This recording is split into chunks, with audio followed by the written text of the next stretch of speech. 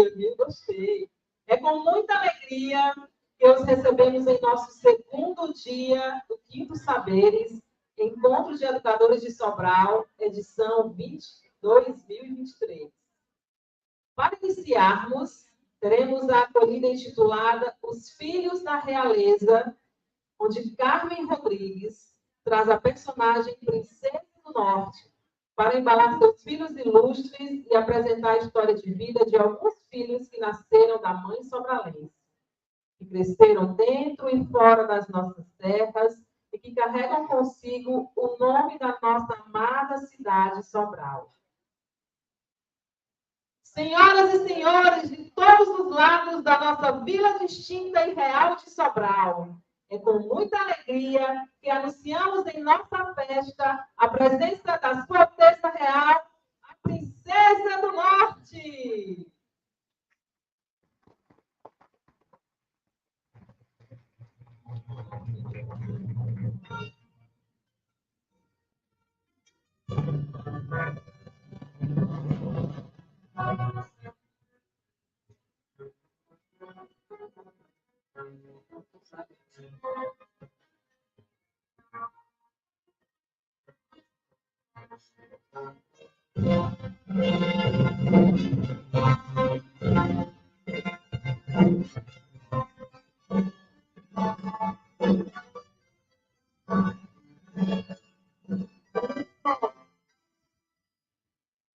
Que festa mais linda! Que festa deslumbrante! Acho que minhas crianças devem estar muito felizes, muito contentes. E eles estão aí no meio de vocês. Vocês viram os meus filhos? Eles são lindos. E a mamãe gosta muito deles. Ama cada um dos seus filhos. Mãe é assim mesmo, né? Vocês viram? Viram o meu primeiro filho? Ele é negro. E eu que gerei. Ele é forte e luta. Como ninguém.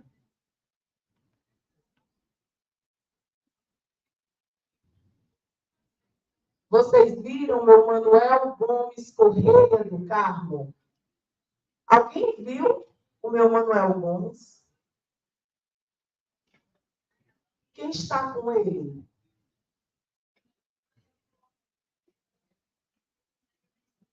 Aí. Quem está com o Manuel Gomes embalando meu filho? Poderia trazer ele para mim?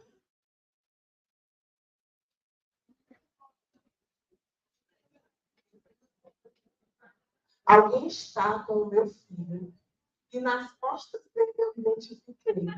Manuel Gomes. Traga ele para mim, por favor.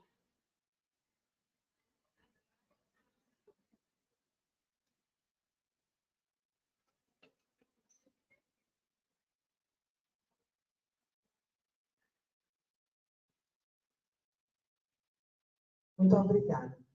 Manuel Gomes Correia do Carmo foi e será o meu filho para sempre. Eu que o gerei. Né, Manuel? E eu peço que você ensine a todos os meninos da terra e que venha a ser o primeiro professor da cidade de Sobral. Começando lá na vida. Tá bom, Manuel? Que você possa ensinar tudo o que você aprender. E mesmo que a escravidão lhe alcance, depois de liberto, ensina meus meninos.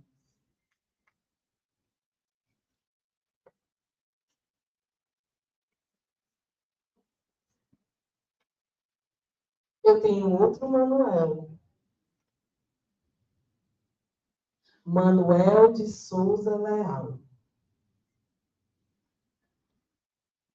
Ele também é meu. Fui eu que gerei. Alguém está com o meu Manuel de Souza e pode trazer para mim, por favor?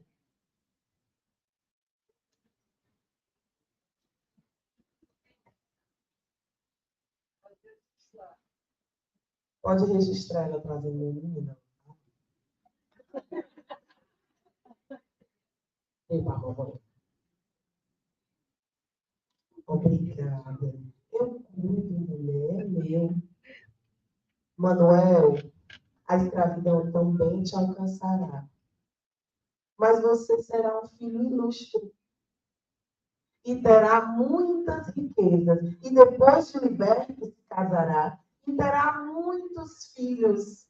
E será rico. Mesmo assim.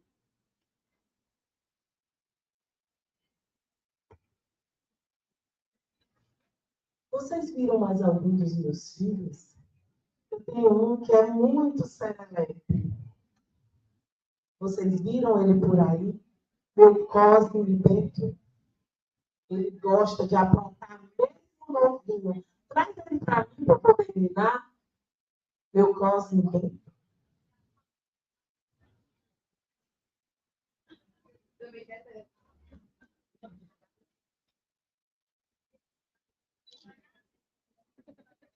Traga ele, que ele é da família real, imperial de Sobral.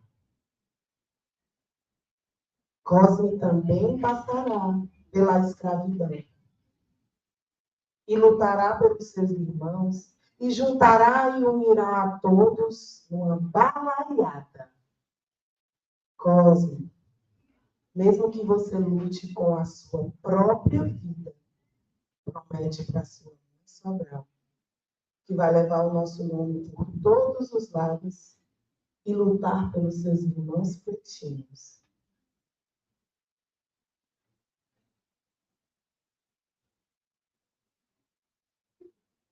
Eita, mas é menino que Sobral gerou. Tem mais menino por aí. Vocês viram o meu Zenon?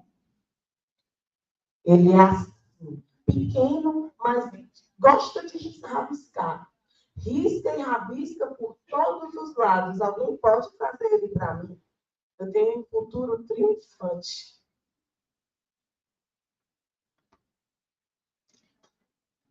Vem, Zenon. Ele gosta de rabiscar. Será que eu vou ter um artista, um pintor, um artista plástico? Hein, Zenon? Quer ir morar na capital? Fazer arte por lá? Eu acho que a Iracema ficará muito bonita na beira da praia. Zenon também é meu. E muitos nem sabem. Mas ele vai fazer a Iracema ficar na praia. Para sempre. Ainda não vi as meninas por aqui. Alguém viu? Não? Pois eu vou chamar meu José. Quem é que está aí com o meu Esmeraldinho?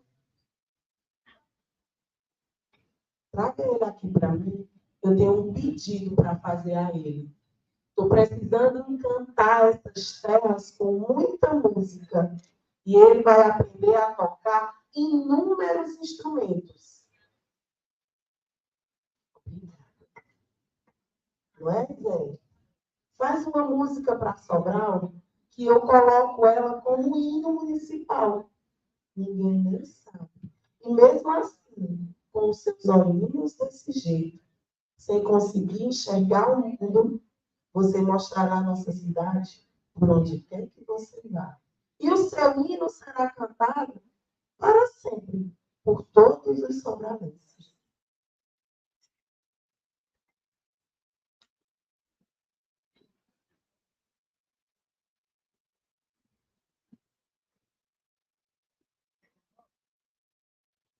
Vocês viram? Ainda tem filho meu por aí. E são muitos, e são vários. Vocês viram as minhas meninas? Você pode mostrar, Mateus, a minha menina para eles? Minha Rita de Cássia. Alguém está com a Ritinha que pode trazer para mim?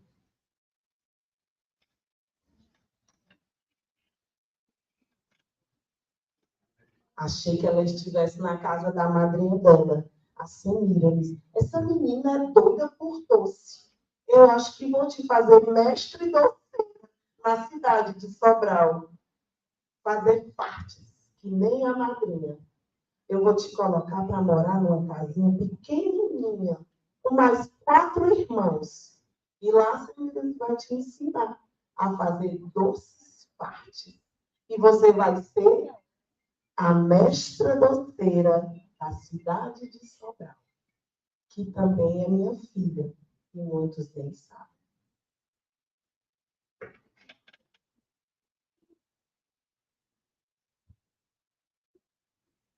Vocês viram? Quem é muito filho dessa mãe sobralense? E muitos vocês nem conhecem.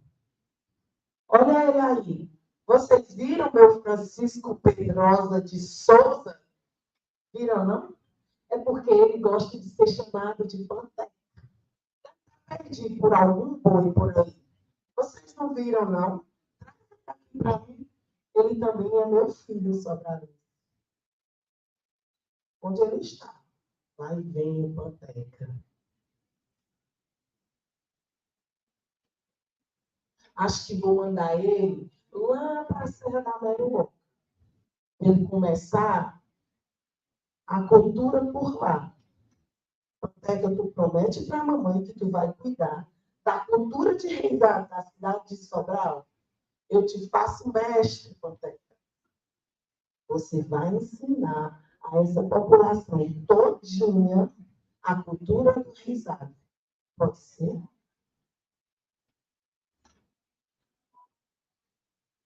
Alguém viu mais um bebê por aí? Carlinhos Patriolino, que também é meu, é daqui da terra e é sobralense. Mas eu acho que eu vou mandar o Carlinhos para casa de um compositor, porque esse menino adora música. Obrigada. Carlinhos, você vai para a capital, porque o compositor ele vai ser transferido dos Correios para cá. Mas quando você tiver 6 anos de idade, eu vou te dar um violão de presente para tu dar início aos teus estudos musicais, tá bom? E de lá tu ganha um mundo. E depois, quando estiver de férias, tu volta para a gente matar a saudade, tá bom? De mim e da terra sobrando.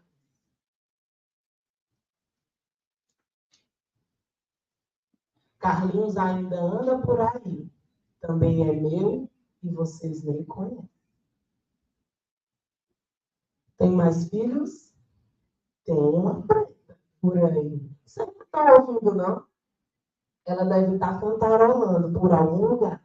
Essa Patrícia é demais. Ela faz uns barulhinhos que só vocês ouvindo para saber. Alguém viu minha Patrícia por aí? Poderia trazer ela para mim? Eu vou procurar um instrumento percussivo para essa menina, para ela começar a batucar por aí. Patrícia, tu gosta muito de zoada, mulher. Eu vou te mandar lá para casa da dona Carminha, do seu carnaval, para que você comece a batucar com os 9 filhos que ela tem por lá, tá bom?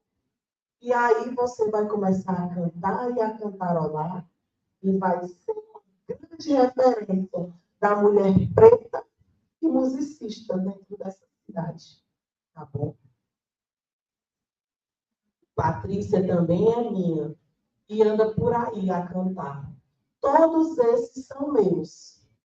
Eu acho que esqueci de alguém. Ah, é você, que também é meu. E você, que também é meu. E tem tantos outros por aí, que hoje estão fazendo história e que merecem ser reconhecidos, tanto quanto esses outros, e muitos demais, como Belchior, Domingos Olímpio, não é mesmo? Esses aqui foram os que deu para trazer hoje. É menino demais, e eu não podia enxergar. Mas esses foram os que eu trouxe para apresentar para vocês. E adivinha só, tem mais vindo por aqui. Porque a mãe sobralense, ela continua gerando, assim como gerou vocês. Muito obrigada.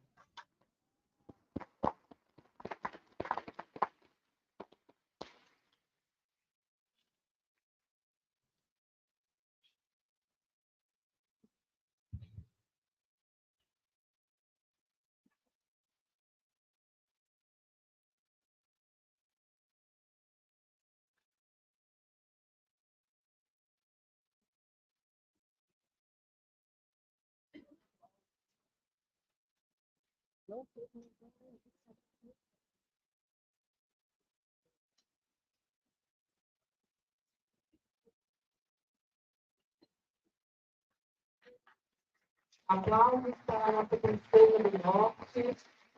Que honra tê-la aqui. Obrigada. Volte mais vezes.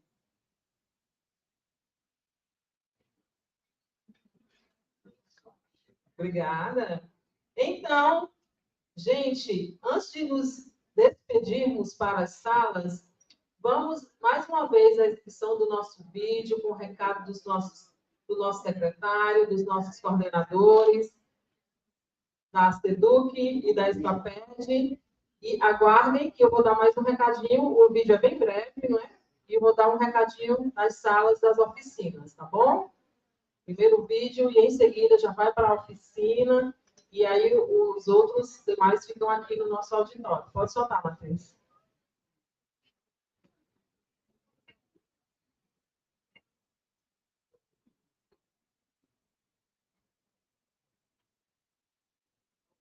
Aumentou.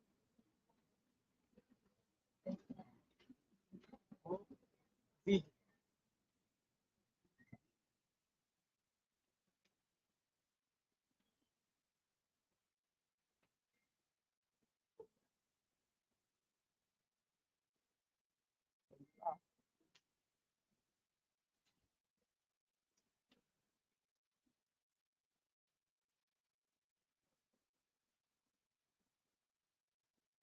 Tá todo dia.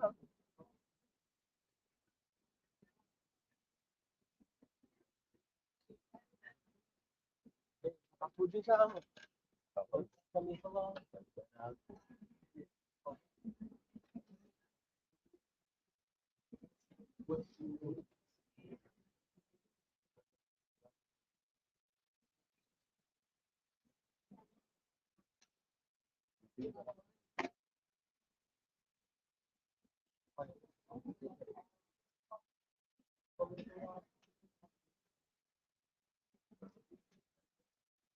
Não sabe apertar.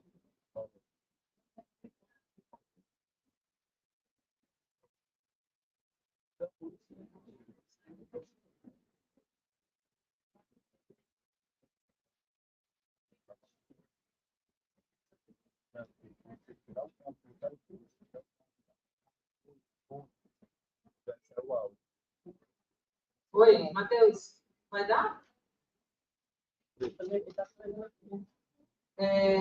Porque senão a gente pode colocar antes das premiações. Não é?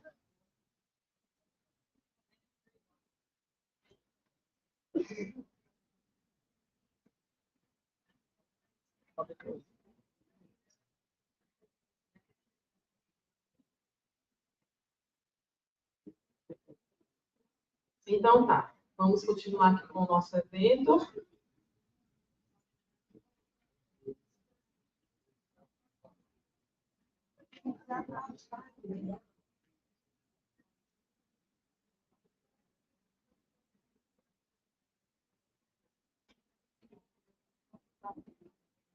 Então, como nós já informamos, vamos ter aqui a palestra e as oficinas, tá? Mas eu vou ler aqui, gente, sobre nossa edição dos saberes. Tem como objetivo oportunizar debates e reflexões em torno da educação integral, através de encontros de múltiplos saberes.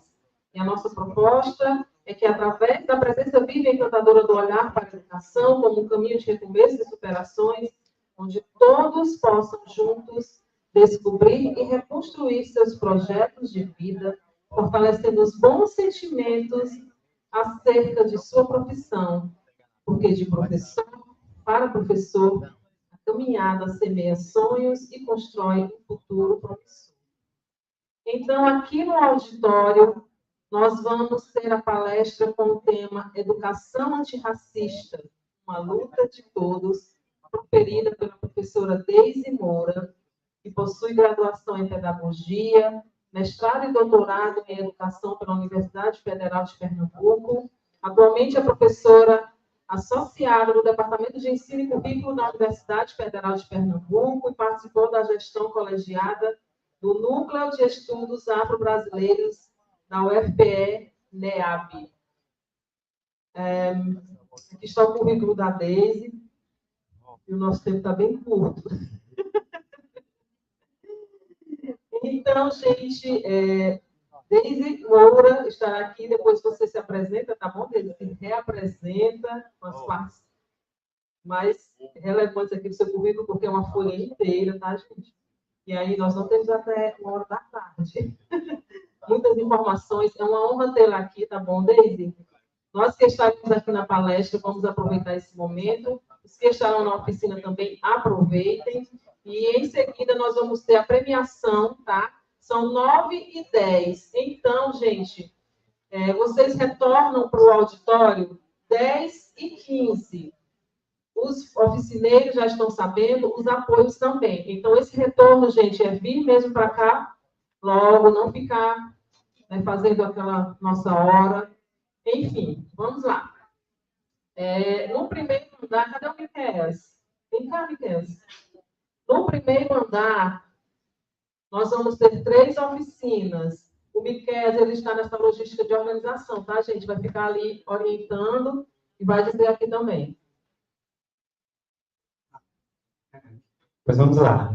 As organizações das oficinas. No primeiro andar, vai se dirigir para lá os que se inscreveram para o projeto de vidas.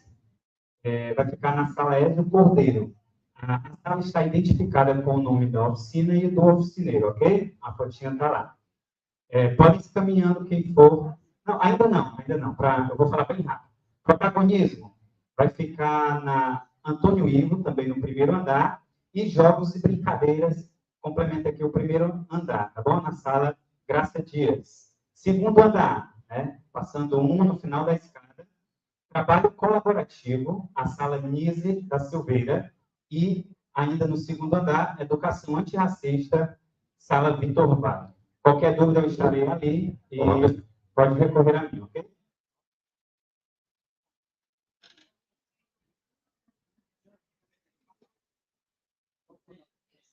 Então, gente, não saiam agora. 1 minuto para o nosso vídeo e, em seguida, vocês já estarão liberados calmamente. Miquéias, por favor, abra só aquela outra porta lá, tá? Vamos só para o vídeo e aí vocês já vão. E aqui a gente já começa a palestra. Pode só... Pessoal, eu estou passando aqui para agradecer pela presença, pela participação de vocês em mais essa edição do Olhares, que é o Saberes 2023. Queria agradecer a toda a equipe da Escola de Formação de Professores pela organização, pela preparação das palestras, das oficinas. Quero também agradecer aqui aos diretores das escolas pela mobilização e também pela participação de coordenadores, professores, cuidadores. Queria cumprimentar também e agradecer a organização de toda a equipe técnica da Secretaria de Educação, todas as coordenações, gerências, todos os técnicos e também aqueles que nos acompanharam pela internet, através da transmissão das oficinas, das palestras, das apresentações de trabalho pelo canal do YouTube da Secretaria de Educação. Aproveito também para reconhecer e agradecer pelo esforço, pela dedicação, pelo empenho, pelo compromisso, e principalmente pelos excelentes resultados que a nossa educação social teve no ano de 2023, e esse mérito é do trabalho de vocês. Então, parabéns aos professores, parabéns a todos os profissionais da área administrativa das nossas unidades escolares. Agradeço aqui também, em destaque, o trabalho dos diretores, dos coordenadores pedagógicos, dos orientadores educacionais, dos secretários escolares, todos que fizeram a educação de Sobral, que fazem a educação de Sobral, pelas nossas escolas, no âmbito da gestão escolar, na dimensão pedagógica, mas também no âmbito da área administrativa. E, novamente, reconhecer o esforço, o empenho de todos os servidores municipais, especialmente da Secretaria de Educação, da Escola de Formação de Professores. Um grande abraço, um Feliz Natal de 2023 e um excelente ano novo de 2024 para todos nós, e especialmente para as nossas crianças, e nós acreditamos que através da aprendizagem nós podemos transformar o futuro delas. Tá bem?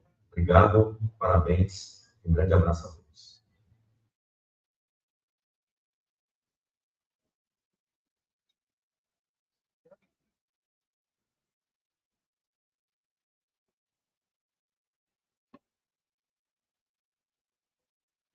Ok, depois do recado, né, das felicitações do nosso secretário, agora vamos nos despedir para as oficinas, conforme foi informado. Estão ali os dois portões, as duas portas abertas, tá, gente? Vamos com calma, porque tem escada, não precisa de pressa. 10h15, nós retornamos, aí vai ser o desafio lá para os oficineiros, mas já são craques, e vai dar tudo certo. Podem ir, por favor.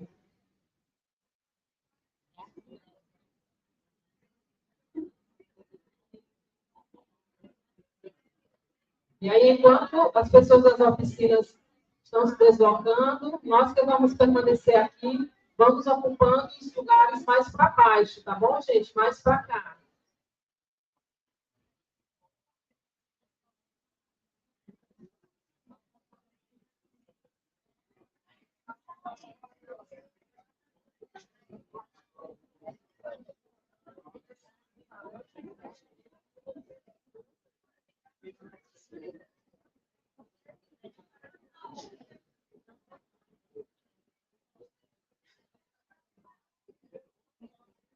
Pois, vamos lá, sem demora, mas com calma.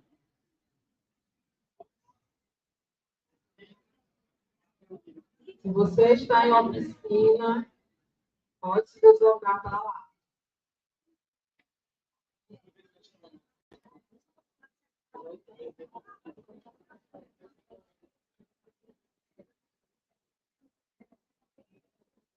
Ok? Quem está em pé, por favor, venha ocupar as cadeiras, vamos organizar, tá bom, gente? Nosso tempo está muito curto, todo mundo já entendeu o recado. Quem está lá para trás desse, tem muita cadeira para cá. Nós vamos iniciar com a palestra. Podem sair, tem muita gente acumulada lá fora, não estou entendendo por que estão ali. Vamos lá, deixa as fotos para o final. Temos que andar com o evento, gente. Vamos lá, por favor. Obrigada.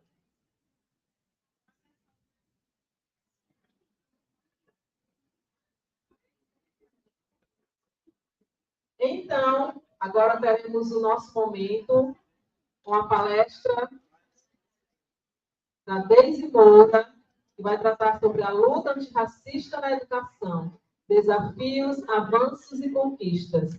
Por favor, vocês que estão se deslocando, vamos ter silêncio e atenção, tá bom? Não precisa de barulho para sair de um lugar para o outro, não. Obrigada, gente.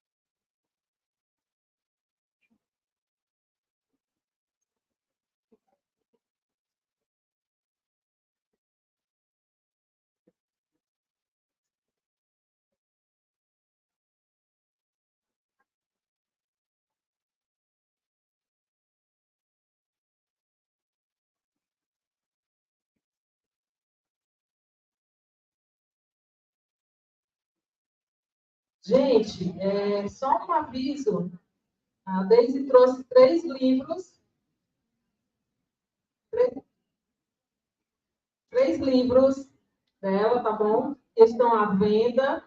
E se você tiver interesse, eu estou aqui com o Pix dela. Podem me procurar ou procurá-la ao final da palestra, mas durante a palestra também, se buscar ali no peixinho, se você quiser me procurar para adquirir os livros, está aqui comigo, tá?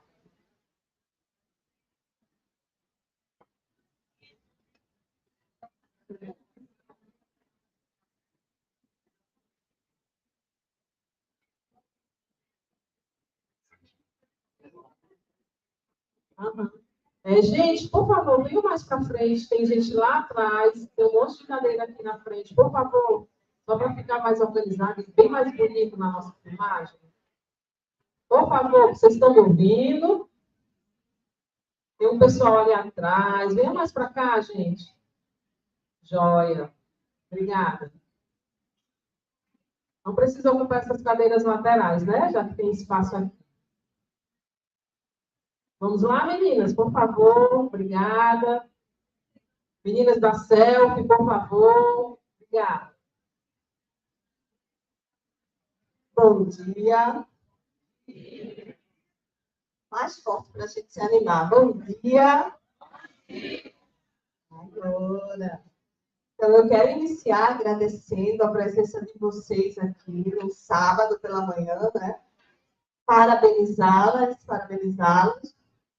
por essa força, essa energia de estar aqui disposto para estudar, para partilhar saberes no sábado pela manhã. Então, muito obrigada.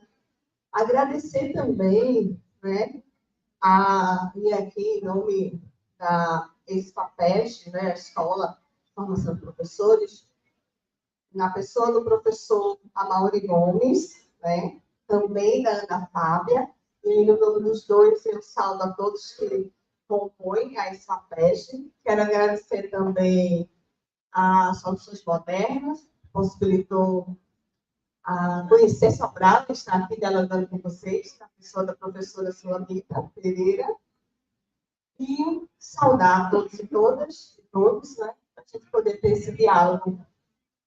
Então, minha gente, né?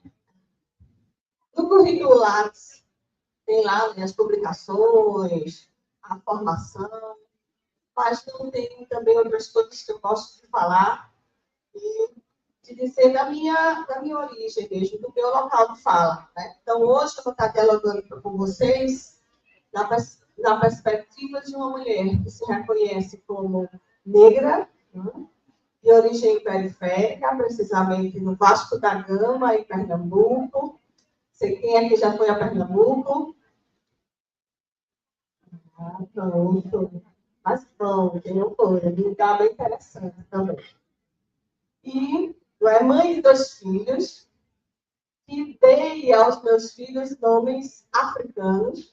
Então, a minha filha mais velha se chama Dandara, e o mais novo se chama Oranian.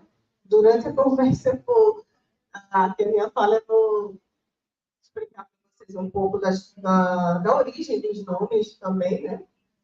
E me tornei professora, e ao longo do tempo, também professora universitária, mas que fui da rede estadual, professora da rede estadual, durante 16 anos, antes de me tornar professora da Universidade de Pernambuco, da Universidade Federal de Pernambuco e da Universidade Estadual de Pernambuco.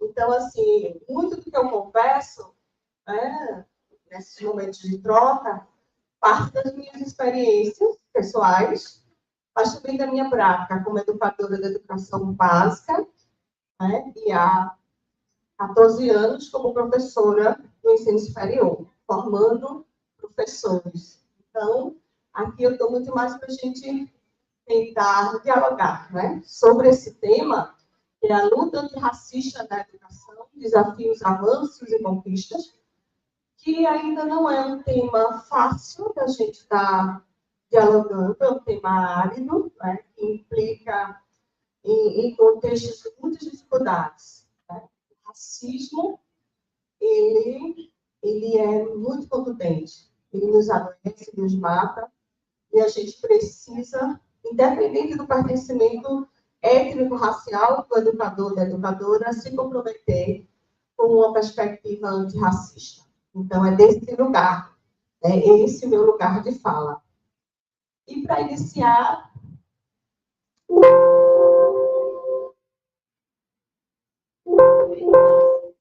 e aí, eu estou apertando pelo aparato para passar. O letramento aqui com a tecnologia, né? Então, gente, eu trouxe um provérbio africano, né? É a leitura de leite da gente. Enquanto os leões não contarem suas histórias, os caçadores serão sempre os vencedores. Quando a gente tem mais tempo, eu gosto de conversar e solicitar que as pessoas falem um pouco o que compreenderam dos provérbios, apresentem outros provérbios, mas hoje a gente vai ter que correr um pouquinho. Mas eu ainda quero ousar de ouvir alguém aqui possa me dar uma interpretação desse provérbio. Olha, enquanto os leões não contarem suas histórias, os caçadores serão sempre os vencedores. E aí, alguém quer contribuir dizendo o que é que compreende com esse provérbio? Não? Olha a timidez, pode soltar. Leia o livro. Como? Cadê? Sim, isso mesmo. Como é seu nome? Aline? E aí, Aline? Pode vir, ou pode falar aí, como você quiser. Eu acho que é melhor vir, né? Vamos aplaudir a Aline, minha gente. Muito bem. Gostei da frase. Obrigada, Aline. Bom dia. Eu entendi que assim, os caçadores eles contam, né, as alegrias das caças. Se o leão também contasse o quanto ele faz para sobreviver também do caçador, a gente teria outra versão. Para baixo, permitido. Parabéns, querida. Muito obrigada. Então é isso, gente. A Aline, ela fez uma síntese perfeita e é exatamente dessa perspectiva, da necessidade de a gente conhecer outras narrativas possíveis, outras cosmovisões, outras cosmopercepções, não é? E aí, para que a gente não fique só com a perspectiva eurocentrada, uma perspectiva mesmo única de cultura, a gente precisa conhecer as histórias aqui, fazendo referência às histórias dos povos africanos, às histórias dos povos indígenas, às histórias dos asiáticos. Né? Quais são as histórias que nós conhecemos? Precisamos trazer nas escolas outras narrativas. Então, nessa perspectiva, eu queria que a gente agora fizesse uma viagem no tempo.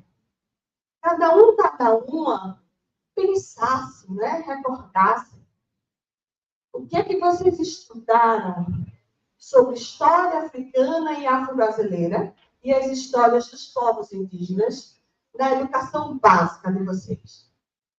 E também, se estudaram esse conteúdo no ensino superior. Quem aqui, em sua educação básica, estudou sobre história e cultura africana e afro-brasileira? Levanta a mão aí para ter uma ideia. Estou vendo uma mãozinha levantada, duas, apenas duas. E no ensino superior? 3 ali atrás. E no ensino superior? 2. Qual curso que vocês fizeram? Letras, os 2. E história. 2 mãozinhas levantadas no auditório, que eu acho que deve ter aproximadamente 200 pessoas aqui. Né? Gente, o que é que isso significa? Isso significa o apagamento da nossa história. Por quê? Desde a educação infantil, a gente precisa está falando da história do nosso povo? Então, essa pergunta eu faço para os estudantes também, lá na Universidade Federal de Pernambuco e em todas as palestras que eu vou. Não é diferente o silenciamento. Quase ninguém estudou. Com recentes pesquisas que eu fiz com os ingressos, principalmente os estudantes cotistas, que, durante a educação básica, tinha estudado sobre história e cultura africana e afro-brasileira. E essa pesquisa realizei em 2022. Pasme, a resposta é a mesma. Não estudaram ainda. Então, a gente tem um desafio enorme, que é garantir que a Lei 10.639, assim como a 11.645, sejam cumpridas. Ou melhor, que a Lei de Diretriz e Base da Educação seja cumprida. Por quê? Para que a gente evite esse apagamento. Um povo que não conhece a sua história é muito mais fácil de ser aniquilado, não é? Ser humilhado. E é papel de cada um, educador, independente do pertencimento racial, tá? Porque às vezes a gente deixa muito a cargo daquele professor negro, aquela professora negra. Não sei se aqui acontece assim, mas em Pernambuco se concentra muito no mês de novembro, e com aquela professora que tem um estudo naquela área, que se preocupa mais de fazer esse trabalho. Ah, procura fulaninha, procura fulaninho. E o que eu quero chamar a atenção? A gente está falando de democracia, não é? A gente está falando de emancipação humana. E esse é o trabalho de todo educador. Educador é comprometido. Então, não pode ficar a cargo de um grupo específico, né? A educação das relações étnico-raciais é um compromisso que todos nós, educadores e educadoras, devemos ter.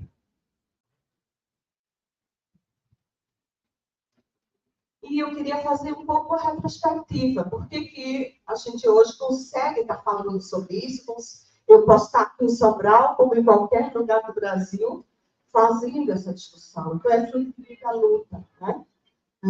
Hoje a gente tem uma maior visibilidade dessa discussão, precisamente pela força dos movimentos sociais e também dos movimentos negros, dos povos indígenas, né, que durante toda a história do Brasil vem lutando para termos mais visibilidade, para conhecer a nossa própria história. E eu destaco o papel da Frente Negra Brasileira e do Teatro Experimental Negro. Então, desde a década de 30, 40, que se vem lutando para a educação do Estado brasileiro, não é? Tome como referência a educação e possa garantir a educação para todos, e precisamente também para os povos indígenas e para a população negra. Vocês sabiam que existiam leis que proibiam que a população negra tivesse acesso à educação? Assim como os povos indígenas e as mulheres?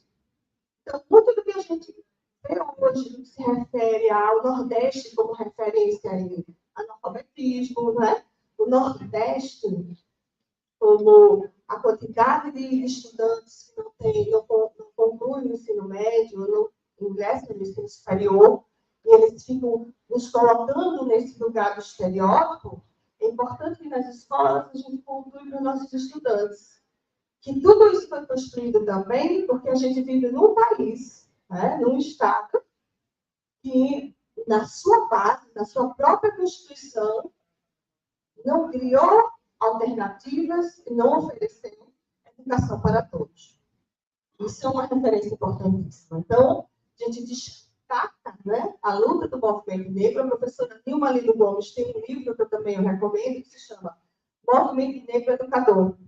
E ela vai estar trazendo esse percurso histórico e dizendo esse papel e da importância da educação numa perspectiva antirracista. Então, quando a gente está fazendo esses diálogos na educação, precisamente, a gente está propondo e reivindicando o direito pleno ao reconhecimento da diferença. Porque nós todos somos diferentes, mas não para que a gente reconheça essa diferença para justificar processos de discriminação. A gente quer reconhecer a diferença numa perspectiva de reconhecer também a nossa humanidade, né? Porque a luta antirracista está muito pautada na busca pela equidade. E eu vou dar um exemplo de como isso ainda está distante de quanto a gente precisa estar inserido. Vindo para cá, em Recife, eu fui vítima de um ato brutal de racismo, né? Eu até passei a noite refletindo, isso me fez mal. Quando no próprio aeroporto, eles chamam de aleatório, mas não é aleatório, eles paralisam uma pessoa para fazer, não é, toda aquela vistoria. Vou usar essa palavra, porque foi assim que eu me senti. Gente, então, tudo que eu tirava, quanto mais eu tirava, mais aquela porta, apitava. E eu disse, o que eu vou fazer? Vou tirar a roupa? Quase. Tive que me submeter a uma vistoria na frente de todo mundo. Isso foi ontem, tá? Eu estou falando de anos atrás. E em algum momento, a mulher começou a colocar a mão na minha cabeça. A gente viu isso na internet, né? Com uma blogueira que recentemente ela foi submetida a isso, ela denunciou. E eu fui vítima disso ontem. E eu pedi para a Sulamita.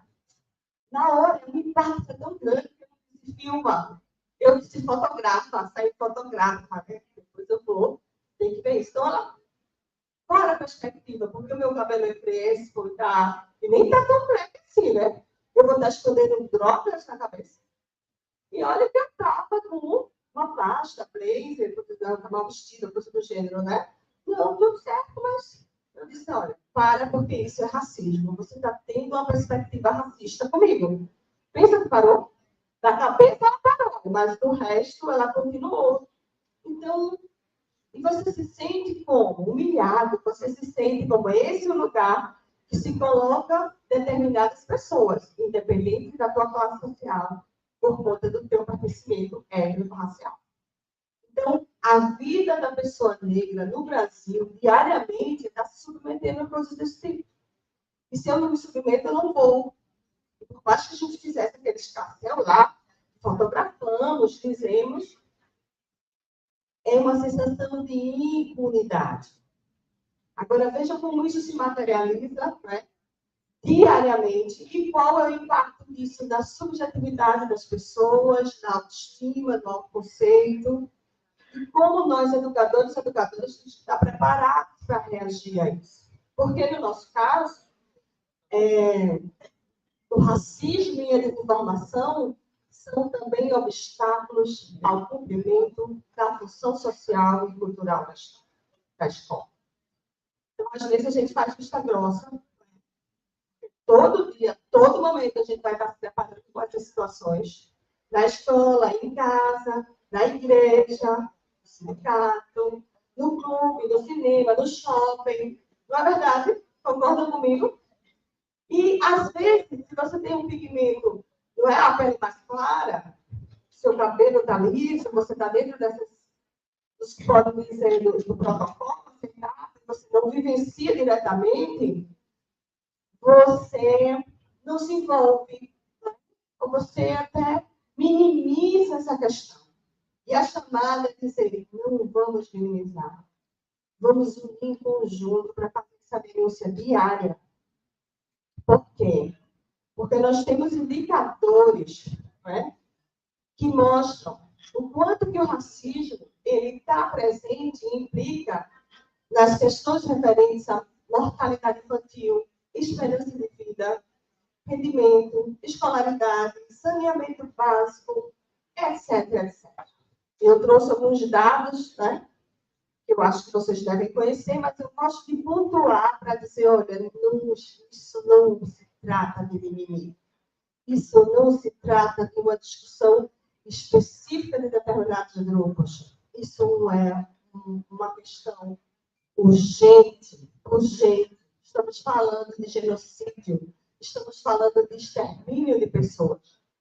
Então, segundo o IBGE, mais de 54% da população brasileira é negra. Isso os que se identificam, né? Se a gente fosse fazer algo mais intenso, a gente vai ver que o número é bem maior. Mas, em paralelo, 70% das pessoas negras vivem em condição de extrema pobreza. A cada 12 minutos, uma pessoa negra é assassinada. A cada 23 minutos, um jovem negro é assassinado no Brasil. E esse genocídio é naturalizado. A gente sabe desses dados, mas o próprio Estado brasileiro não vem apresentando, não é, propostas eficazes para a mudança desse genocídio. Pessoas negras têm 5 mais chances de não acessarem a educação formal. E quando a gente vai falar do analfabetismo entre negros, mais de 15 anos é de 9,1%, comparado à taxa referente aos brancos, que é de 3,9%. 48% da população negra atua em trabalhos informais. E a média de pretos e pardos que estudam com idade entre 18 e 24 anos é apenas de 55, enquanto a dos brancos de 79. Então, Deise, que dados são esses? É para a gente se assustar mesmo.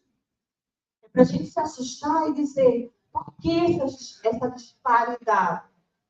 Olha, em determinado momento, quando eu fui coordenadora de uma determinada escola, no Recife, que é uma escola de referência, né? Um estudante olhou para mim, isso faz muitos anos, tá? E falou assim, professora, eu vejo que a maioria da população pobre é negra. A população carcerária, seja feminina ou masculina, é negra.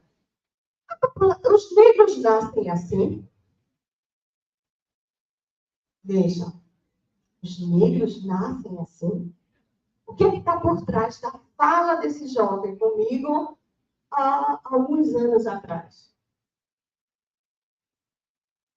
Se não tem um trabalho para mostrar como pós-abolição, desde a pós-abolição, a gente vive um período, né, vive uma condição de desigualdade, da qual a população dele é colocada mesmo nessa situação de não acesso a condições de status, não consegue viver a sua cidadania plena, é atribuída à própria pessoa essa condição de desigualdade.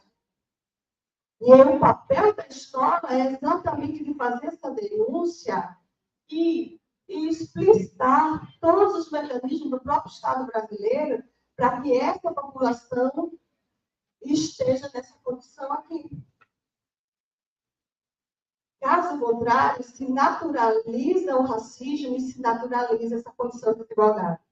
Então, a culpa é do próprio sujeito. Uma leitura que é possível fazer, mas você é negra, tem pós-doutorado, professora na Universidade Federal. Sim. Mas quantos que ficaram para trás para que eu conseguisse isso? Quais os leões que foram silenciados durante todo esse processo, essa história? E ainda hoje esse ciclo se repete. Com as estudantes, eu sempre pergunto, quem da sua família já concluiu o ensino superior? E nos cursos de licenciatura, né, pelo século XXI, 2023, a maioria das estudantes dizem, eu sou a primeira da minha família a estar cursando o ensino superior, a fazer um mestrado, a concluir um doutorado. Por que essa dificuldade, né, e esse acesso ainda é tão limitado? Então, falar da educação das relações étnico-raciais implica que a gente não pode estar com a pedagogia de eventos. Maio, abril, novembro. Não, isso é um trabalho que tem que começar no primeiro dia de aula. E um trabalho que tem que ser dialogado com todos e todos os professores da escola. Não pode ficar restrito ao professor de história. Não pode ficar restrito à professora de língua portuguesa.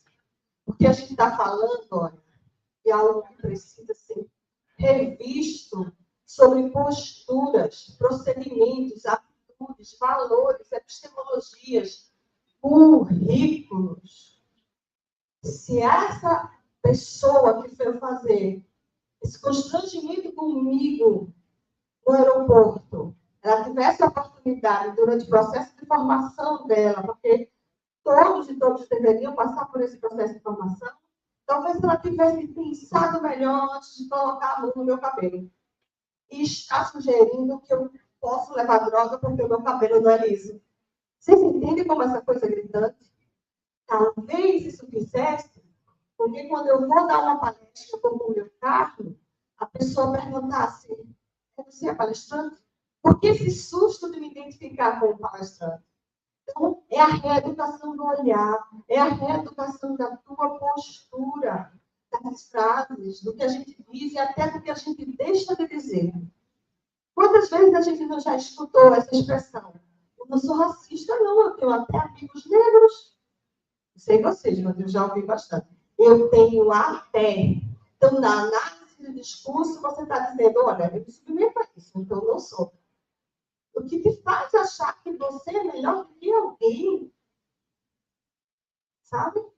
O que te faz ter essa perspectiva que é diária. E às vezes a gente reproduz até em casa, com os nossos filhos, né?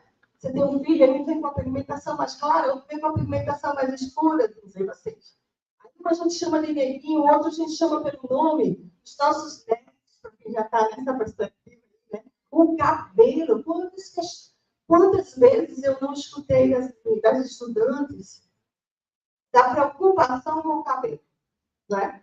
Nessa direção, eu escrevi um livro de literatura infanto-juvenil que se intitula Rainha Dandara e a Beleza dos Cabelos Crespos, para fazer uma homenagem à minha filha. E desde a entrada na educação infantil, vivenciou essas situações, né? Acho que todo mundo aqui, que é filho negro ou filha negra, vai saber o que eu estou dizendo. Então, tem até o próprio nome. Minha filha, aos 4 anos, chegou para mim e fez, mãe, muda meu nome, bota Stephanie, bota Patrícia. Por que você me deu esse nome de Dandara? Olha, gente, isso é um golpe para a mãe, viu? E eu disse, minha filha, linda, e aí eu tive a oportunidade de escrever na escola dela, fazendo todo o trabalho. Dandara é o nome de uma rainha. Dandara, em Yorubá, significa rainha da beleza. Dandara lutou junto com os Zumbi Palmares no Quilombo, em Pernambuco. Veja a referência do nome. E em Pernambuco, muitos dos educadores e educadoras desconhecem quem foi Dandara. O apagamento da história, como eu disse, né? Então, eu tive a oportunidade de escrever esse livro, que está na 3ª edição. Eu só trouxe poucos exemplares para cá, no qual, nesse livro, eu posso mostrar que a África é um continente e não um país. E esse é um conhecimento que parece simples, mas que a gente ainda se depara com muito desconhecimento em relação a isso. Falar da história da Rainha Dandara, discutir um pouco sobre esse sentimento de tristeza que as crianças vivenciam quando se depara com o preconceito e a discriminação da escola. Que muitas vezes a gente não vê. Mas que isso repercute, às vezes, não querer ir para a escola. Né? E esse livro já está na 3ª edição, muito bem trabalhado em Pernambuco, tem uma referência dele no Acre, em Brasília, no Rio, e vou querer também a referência do trabalho dele em Sobral, para a gente fazer lá em Pernambuco essa atualização. Nessa mesma perspectiva, eu escrevi O Oraniã e a Grande Pescaria, que é pela Massa Editora, uma editora específica que trabalha em Belo Horizonte com a literatura africana, para discutir sobre nomes em Yorubá, para discutir sobre história e cultura africana, o próprio baobá, que é uma referência, uma árvore, né? As pessoas não sabem, mas foi trazida da África para o Brasil. E assim poder estar levando um pouco da literatura africana e brasileira nas escolas, porque eu compreendo como uma referência muito importante, um instrumento, na verdade, pedagógico, para ajudar os processos, né, nessa perspectiva de uma educação racista. Então, normalmente, eu sempre brinco, né, nas palestras, digo, O silenciamento em relação à história e cultura africana e a brasileira é tão enorme que às vezes a gente desconhece questões mínimas. E eu vou fazer uma brincadeira com vocês também. O livro Leitura e Construção de Identidades Raciais na Educação de Jovens e Adultos, ele parte do meu estudo, não é, do doutorado. Além de orientar como fazer uma pesquisa, ele traz também referências de um trabalho da escola sobre como a leitura, o trabalho com a leitura na escola, em todas as modalidades, é fundamental para o empoderamento dos sujeitos e também para a ampliação do letramento racial. Nesse livro eu mostro como trabalhar a leitura, os seus conhecimentos prévios para a leitura e como trabalhar os textos que tratam sobre as questões das relações étnico-raciais. E eu quero fazer uma brincadeira com vocês. Só para a gente... eu vou entregar na mão de quem me disser aqui quantos países tem o continente africano. Primeira pessoa, grita aí. Não vai valer nota, então fica bem à vontade, tá?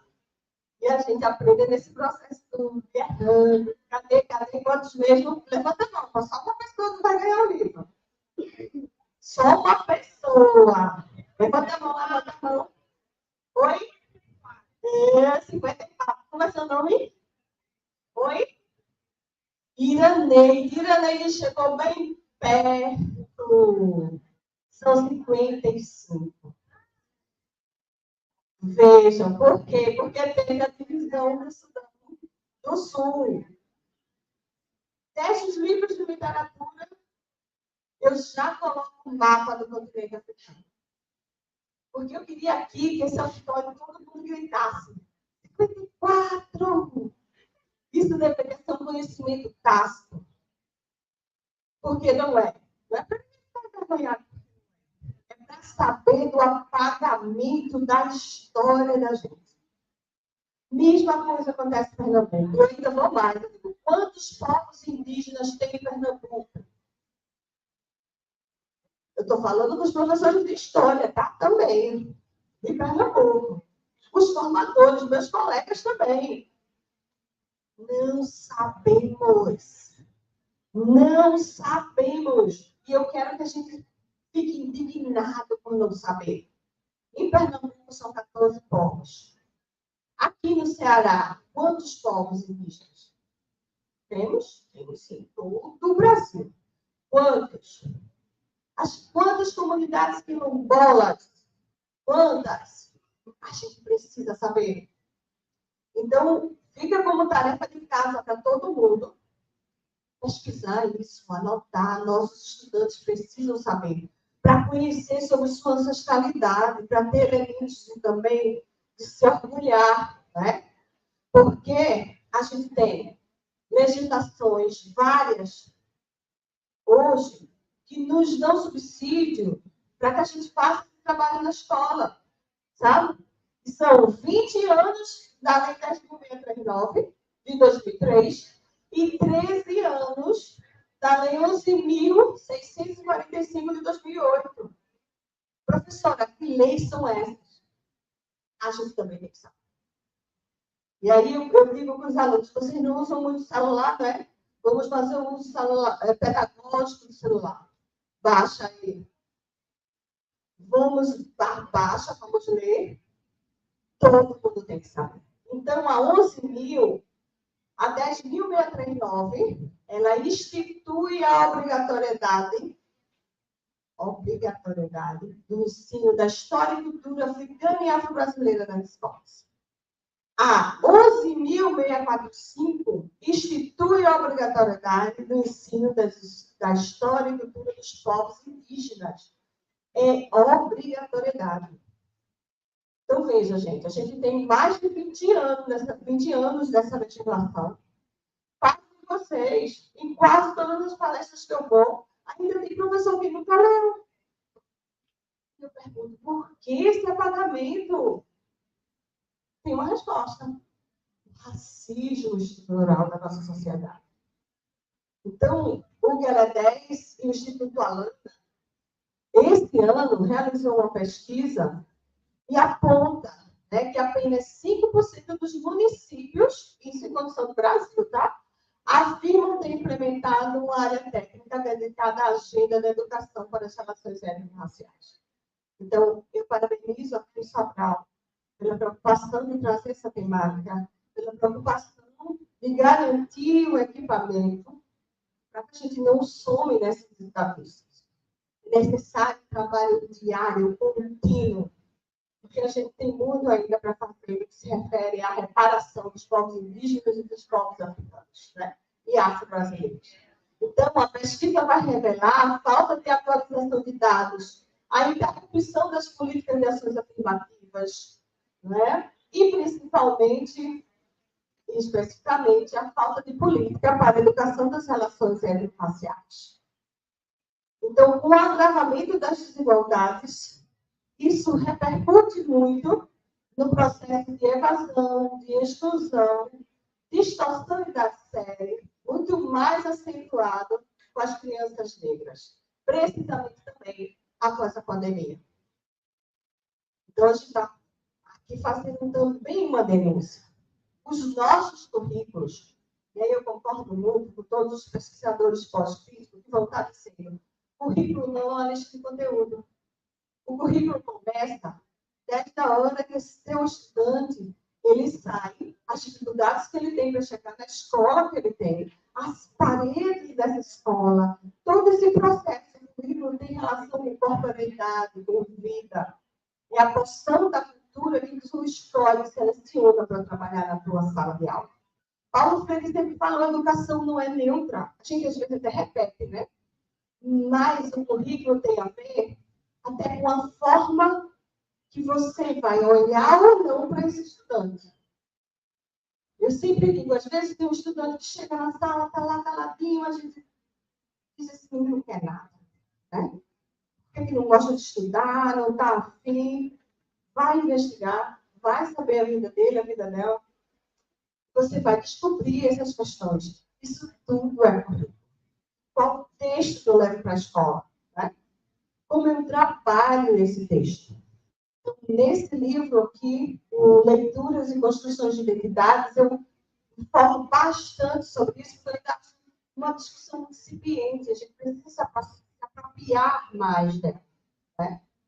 E fazer essa análise crítica dos textos que a gente leva, porque o currículo ele se apresenta como um elemento importante para se pensar sobre as relações de poder, silenciamento, exclusões, homogeneizações culturais, no processo de construções de identidade, de raça, de etnia, de gênero, de classe, de território. Por que eu vou trazer exemplos de Recife? Não é? Quem está na capital, às vezes se acha muito mais importante do que quem está na cidade do interior. Então, a relação e o preconceito entre campo e cidade, não é? Isso a gente está falando de território, as relações de gênero, né? Que a gente tem que ver quantas de nós, mulheres, somos assassinadas diariamente. O feminicídio cada vez mais cresce. A gente está falando também de currículo, às vezes, num curso majoritariamente feminino, a gente não discute sobre isso. Então, todas essas questões falam muito das relações de poder. Sabe? Então, uma outra questão imprescindível que dificulta bastante para que esse conteúdo esteja na sala de aula e também na nossa relação é o mito da democracia racial e a sua pedagogização na escola. Bem, é isso que tu está falando aí. Que a gente vive, sim, numa sociedade que diz que todos nós somos iguais. Perante a lei, verdade. Mas, na prática, a desigualdade ela é contundente. No aeroporto, quando aquela moça tem tantas pessoas, sendo assim uma mulher negra que faz aquilo, ela está mostrando as desigualdades. Eu disse, minha vontade é ficar aqui parada para ver se ela vai fazer isso com outras pessoas também. E precisamente que não seja só uma mulher negra. Fácil, você pode ficar, isso não vai acontecer. Então, a gente está falando do mito da democracia racial. O que é esse mito? Ele defende a ideia de que, independente do teu pertencimento étnico-racial, né, dos povos indígenas, das dos povos negros, você vive em condições de igualdade no Brasil. A gente sabe que não, mas a gente naturaliza no dia a dia, a gente ainda opera com isso. Então, a naturalização das desigualdades sociais, econômicas e culturais, elas têm uma implicação muito grande para que mantenhamos o paradigma eurocêntrico, que é tomar a Europa como centro de saber, de poder, de humanidade, e queira ou não, a gente reproduz isso. A gente reproduz quando a gente questiona até a forma do outro vestir, a forma que o outro quer usar o cabelo, a corporeidade do outro, né? Eu vi aqui quando a Carmen estava apresentando, como é errado a gente ver essa diversidade de bonecas na nossa casa e na escola. Quem aqui já tem uma boneca negra de presente para uma criança? Levanta a mão. Eu gostei que aumentou. Difícil, mais cara, dificuldade de encontrar, na verdade, que não seja estereotipada, né? Com o cabelo desmantelado, o estereótipo mesmo bocarra, você é uma boneca bonita, negra, para que você possa dar. Raro, muito raro. E eu vou ter que correr. Então, é importante que a gente se aproprie da legislação que a gente discutiu aqui, não é? Que eu recomendo que vocês leiam uma página só, mas tenham domínio, e evite incorrer na pedagogia de eventos, que é simplesmente, novembro, vamos chamar um capoeirista, vamos jogar capoeira da escola, pronto, trabalhei. História e cultura africana e afro-brasileira. Cuidado para você não estar estereotipando a história africana e afro-brasileira. Há necessidade de um aprofundamento. A gente viu aqui hoje, não é? Que a África tem 55 países. Como é que eu falo? Feijoada, os escravos e os escravos fizeram a feijoada e todos aqui estão trabalhando sobre África. Eu acho que a gente tem que começar a reconhecer, eu não sei. Vamos pesquisar. O papel do professor é esse, né? Nós somos pesquisadores, vamos assumir isso, é importante também. Vamos pressionar essa estratégia de educação, com formação, eu quero aprender, e vamos implementar. Né? Por quê? Porque a gente vive num país, tá, que tem esse tipo de estrutura aqui. O racismo estrutural da sociedade brasileira é a base, se manifesta em todos os aspectos econômicos, por isso que a gente tem essas desigualdades, né? Políticos, jurídicos, sociais, culturais. Não é apenas o racismo individual. Por que eu gosto de enfatizar isso? Porque às vezes a gente diz assim, eu não sou racista, não. A minha família não conheço ninguém racista. Então, o racismo diminuiu. O quê? Todos nós, em maior ou menor grau, somos racistas, sim, porque a gente vive num país racista. A estrutura do nosso país é essa. Então, um dos primeiros encaminhamentos é assumir que existe, é começar o processo de autoavaliação do quanto que a gente é, e pensar que essa dimensão individual, que às vezes a gente coloca no campo da moral, a gente coloca até no campo do adoecimento, o racismo é uma doença. Não. O racismo é uma ideologia, o racismo é uma estrutura, e que com a educação, né, bem como com os demais instrumentos que a gente possa, na nossa sociedade brasileira, construir, a gente vai conseguir ir pensando, né, e montando, construindo uma educação antirracista. Isso é diariamente. Então, eu também gosto de frisar sobre o racismo institucional. Desde o que é o racismo institucional? É a falha das instituições de oferecer um serviço de qualidade para as populações, tomando como referência a raça, a etnia, a cultura das pessoas. Então, quando a gente chega em um hospital público e vai atender a maioria da população pobre, preta, e esse hospital não oferece as condições necessárias para garantir a saúde da população, a gente está diante do racismo institucional.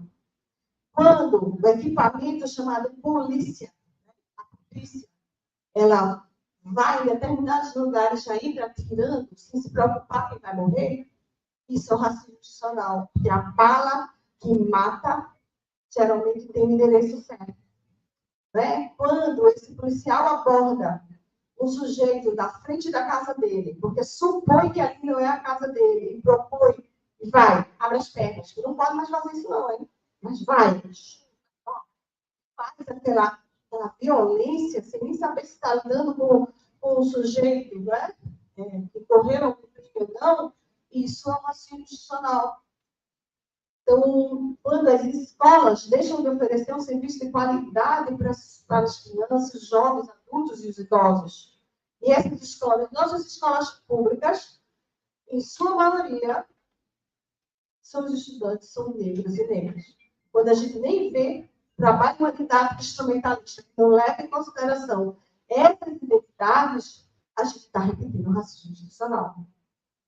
E o racismo epistêmico desse, que racismo é esse? A gente começou com um exemplo aqui bem contundente sobre ele.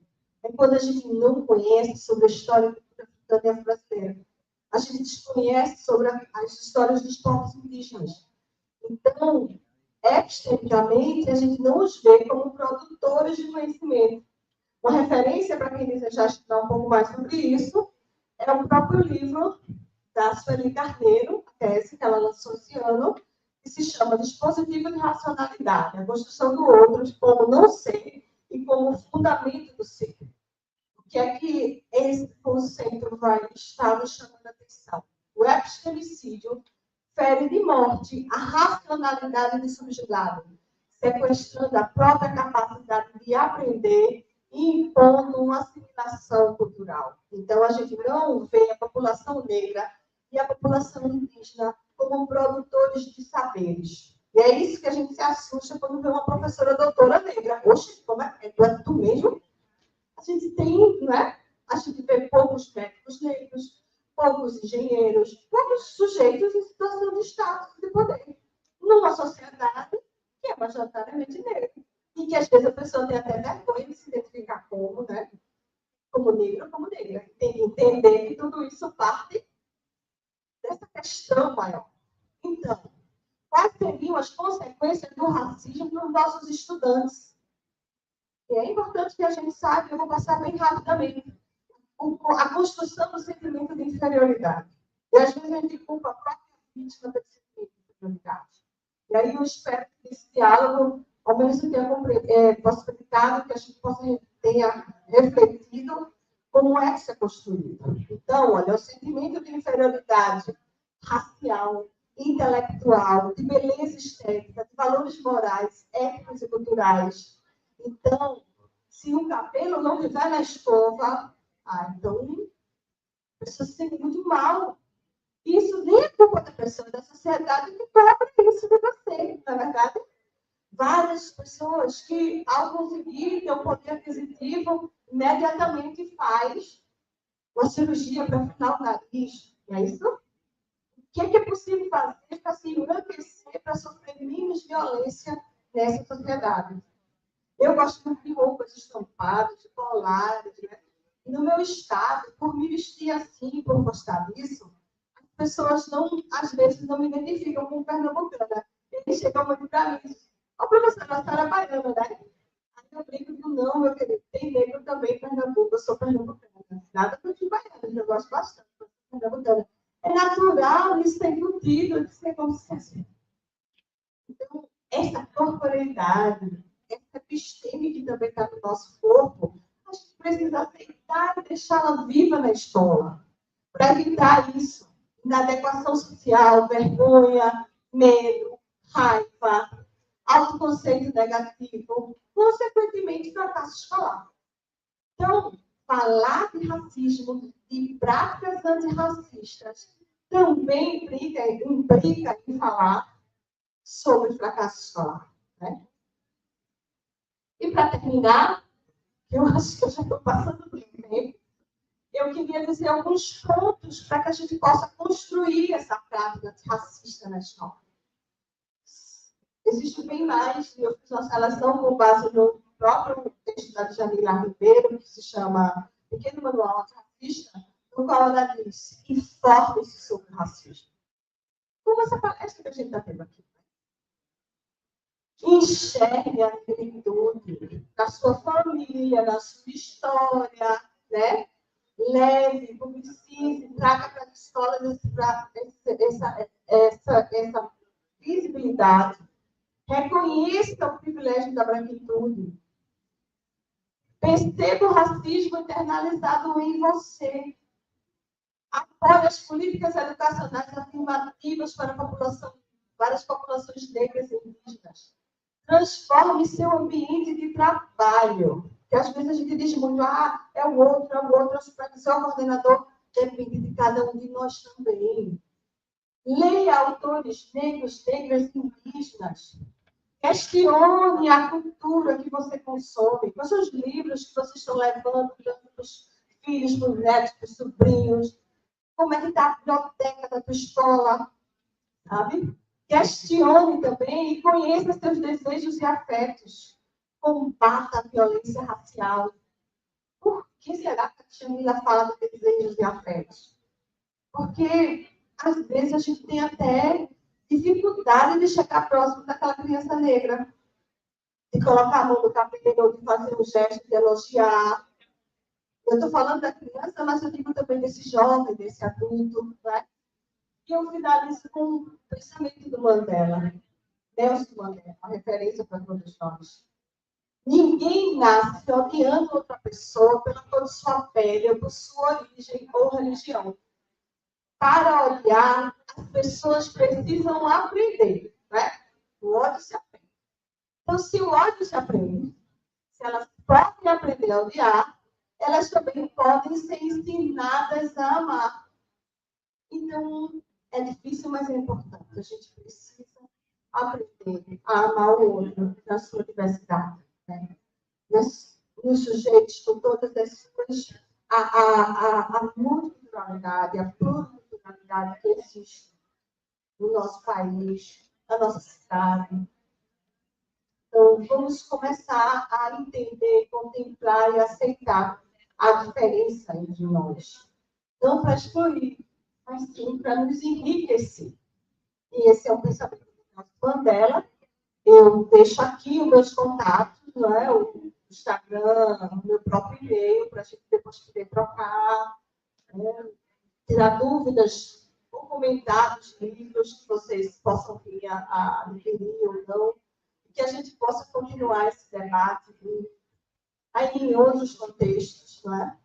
Que eu espero também ter contribuído para a gente sair aqui cheio de ideias para estar desenvolvendo no dia a dia essa prática pedagógica antirracista. Né? Então, obrigada pela escuta generosa de vocês. Um abraço bem apertado e cheio de afeto, cada um. Muito obrigada.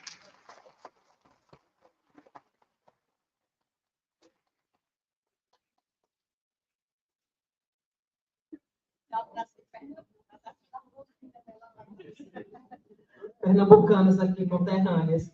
Eu gostaria de pedir para o professor Mauri, a Fábio e a Lídia, a gente subisse aqui no palco, Matheus, para fazer logo uma foto, porque já vai mexer muito aqui com a plateia. Zé Alves também, conterrâneo, José Alves.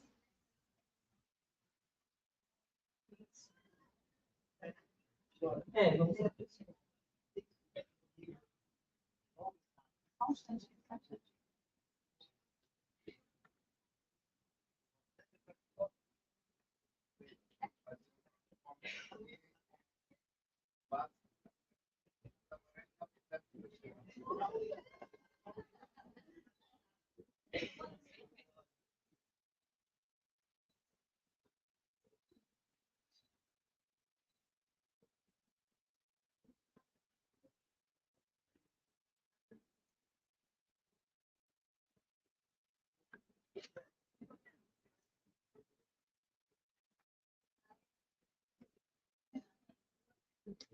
Oi, então, pessoal, conforme nós já falamos, né, eu já falei aqui, estão ali os exemplares da Daisy, Lígia, essa outra moça bonita que está aqui em cima, Está com o Pix da Deise, tá bom? E com livros para quem quiser adquirir, ok? Então, obrigada a Deise. Obrigada também, gente. Queremos deixar aqui registrados nossos agradecimentos à editora Soluções Moderna, em nome de sua assessora pedagógica, Vânia Girão, que esteve em parceria conosco durante todo esse evento, e a Sulamita também, da editora Soluções Moderna, esteve em parceria conosco durante todo esse evento e nos trouxe a palestrante, né, Deise, e nos trouxe também os oficineiros de primeira que estão lá nas oficinas, o Ilan Brenner está por aqui também. Esse tempo nós vamos pedir que ele dê uma palavra para nós, né, que ele é perdido. Né? E vamos agora para o nosso segundo momento desta manhã, que são as premiações, tá bom?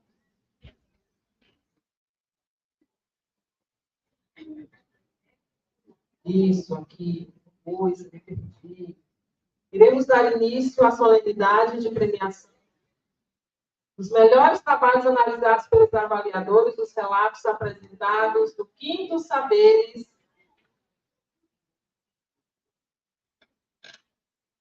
Encontro de Educadores de Sobral.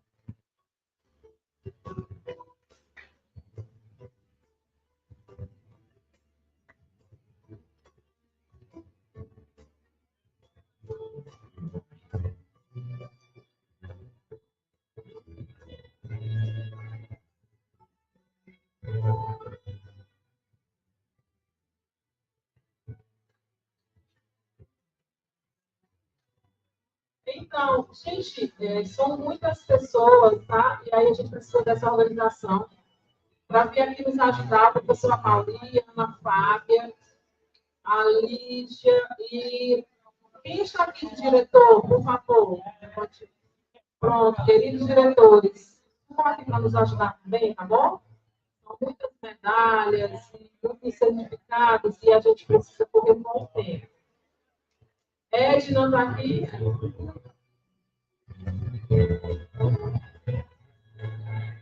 Marinete está aqui. Luciano.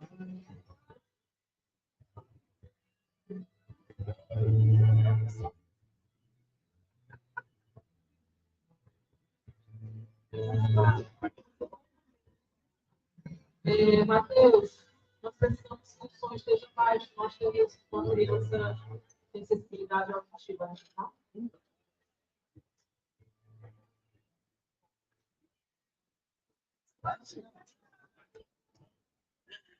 Não existe, não.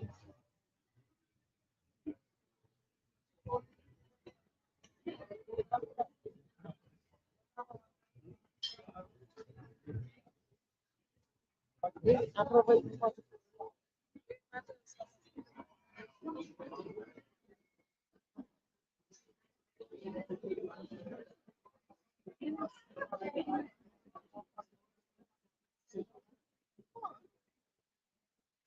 Então, pessoal, enquanto a gente se organiza aqui, nós...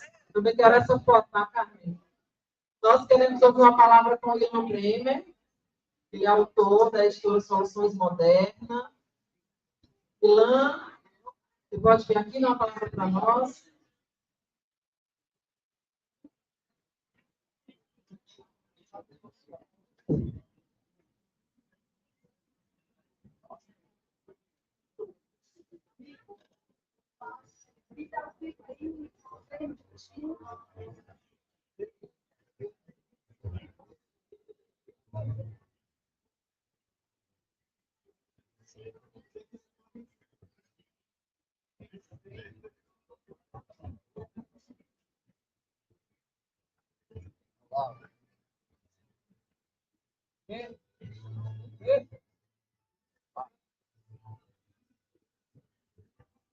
Encolhe a barriga aí, galera. Isso. Assim, vai ficar de ladinho. Então, pode já falar? Então, pessoal, bom dia para vocês. Parabéns, viu, para todo mundo. Parabéns mesmo. E vou te falar, fazer uma fala rapidinha. Primeiro, prazer estar aqui. Eu sou o Ilan. As pessoas normalmente não me conhecem, eu mostro o livro, é ele. Então, porque a gente não lê o nome do autor quando, né? Está lendo para os filhos ou para as crianças, tem que ler o nome do autor, gente. Então, eu sou autor desse livro aqui que chama Até as Princesas Soltam Pum. Sou eu mesmo. Eu não solto pum, mas sou eu o autor. E os diretores também não soltam pum, com certeza. Olha, você olhou e falou, né? É coisa brava a coisa, né? Nossa, assim. Mas tudo bem, a gente passa por isso. E eu queria fazer uma fala rápida aqui para vocês. Primeiro, para falar que a primeira vez em Sobral, vocês são muito famosos, vocês sabem, né? A cidade aqui é bem famosa na área de educação. E eu estava falando na minha oficina da importância de fazer uma união entre conteúdo que vocês trabalham de uma forma brilhante, com o mundo das narrativas. As histórias, elas são, desde a educação infantil ao ensino médio, essas histórias narrativas, literatura, um mapa emocional, uma bússola para essas crianças que estão perdidas. As crianças e jovens estão perdidos no mundo. Perdidos por quê? Porque eles vivem num mundo, que é um mundo da internet, das redes sociais, que é um mundo fragmentado, caótico. E o nosso cérebro não está preparado para o caos. As narrativas organizam a mente da criança. Organizam esta mente e dão para ela, eu vou ensinar com essa fala, uma pequena história, dão para ela, para essa criança, para esse jovem, um sentido para a vida. O que eu quero fazer da minha vida? Que isso que move a gente. No momento que a gente não tem mais um sentido, um objetivo, nossa vida acaba. Por isso que as pessoas que se aposentam e não colocam um sentido depois da aposentadoria, normalmente ficam doentes. Vocês podem ver isso. Aposentou, eu vou ficar 2 anos sem fazer nada. Mas depois de 2 anos, não põe objetivo, fica doente. A gente se move com objetivos, tá bom? Então, eu queria agradecer o convite, contar uma pequena história. Quem quiser ver os meus conteúdos, que eu falo basicamente só de educação, dos livros teóricos, é só me seguir lá no Instagram, que é o ilan.breman, ilan.breman. Um monte de reflexões, de milhões de coisas, tem tudo lá. É um Instagram bem legal. ilan.breman. E o site, que é ilan.com.br, vocês vão amar o site, muita coisa aberta. Adoro compartilhar conhecimento, podem usar à vontade.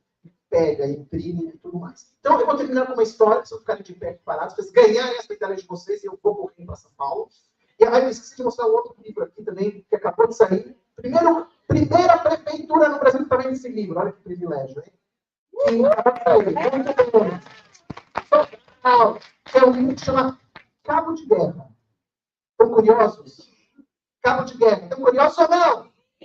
Vamos comprar, que eu preciso ver de alguma coisa. Os boletos estão chegando, Natal, presente, muita folga, né? Querem ver, vão comprar e tudo mais. Então, ó, uma história rápida, e eu vou ter que sair correndo para São Paulo. Fortaleza de São Paulo. Essa história conta sobre um aluno que chegou para o seu mestre e perguntou: mestre, eu entendi quando você contou por que Deus criou a Terra. Está claro. Por que Deus criou as montanhas? Ficou claro. Por que Deus criou o mar? Muito claro. Mas, mestre, vem a pergunta. Por que Deus criou o horizonte? Eu ando 3 passos em direção ao horizonte e ele se afasta 3 passos de mim. Eu ando 1000 passos em direção ao horizonte e ele está 1000 passos longe de mim. Por que Deus criou o horizonte? O mestre, então, alisou sua barba e disse: exatamente para isso, meu filho. Para fazê-lo caminhar. Para fazê-lo caminhar. Por isso ele criou o horizonte. Boa caminhada para vocês. Excelente 2024 e principalmente uma boa vida para todos. Valeu!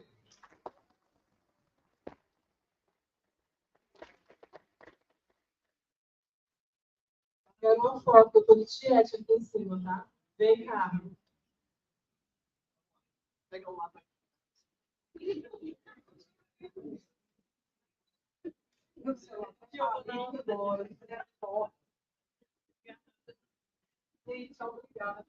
Obrigada, editora Soluções Modernas, por nos proporcionar esse momento. Obrigada.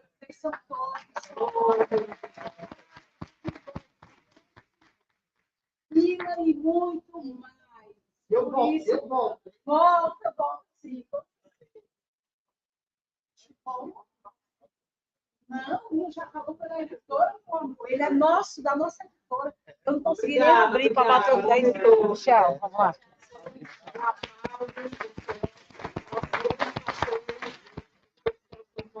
Vamos lá, gente. Serão premiados os 3 melhores trabalhos em cada um dos 6 eixos. Vamos chamar por ordem dos eixos. Eixo 1, narrativas de experiências práticas e metodologias didático-pedagógicas na educação infantil. Terceiro lugar.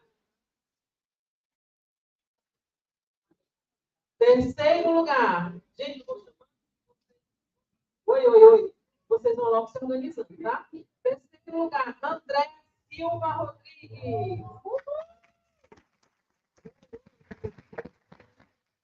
André Silva Rodrigues, pode vir. Venha bem rápido. André Silva Rodrigues. Cadê você? Está aqui? Segundo lugar, Aline do Nascimento Gonçalves.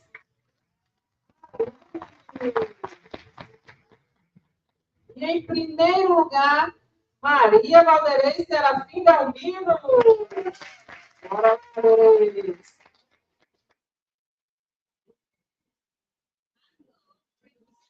Aqui é o eixo da educação infantil. Agora vamos para o eixo 2, narrativas de experiências, práticas e metodologias didático-pedagógicas do ensino fundamental.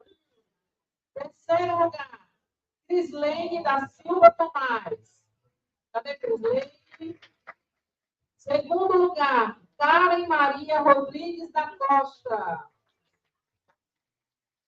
Primeiro lugar, Samila Nascimento de Souza.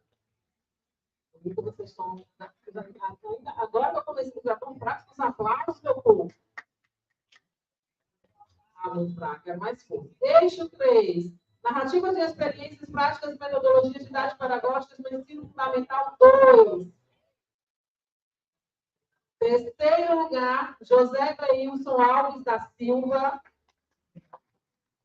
Segundo lugar, Valéria Ribeiro Marques Vasconcelos. Primeiro lugar, Zacarias da Ponte Soares.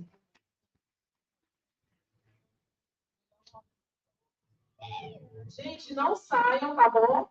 Porque os premiados nós vamos ter um momento final com eles, tá bom? Algumas pessoas ainda estão nas oficinas, bem lembrado. Nós já chamamos. Vamos lá. Eixo 6, narrativas de experiências práticas e metodologias didático-pedagógicas em inclusão. Terceiro lugar, Ramara Moreira Teixeira está aqui.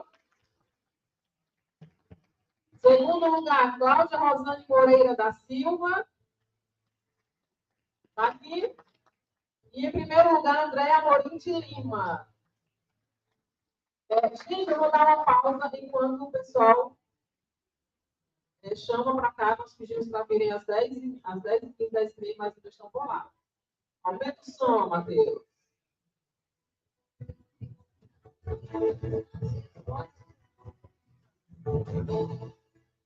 Lígia.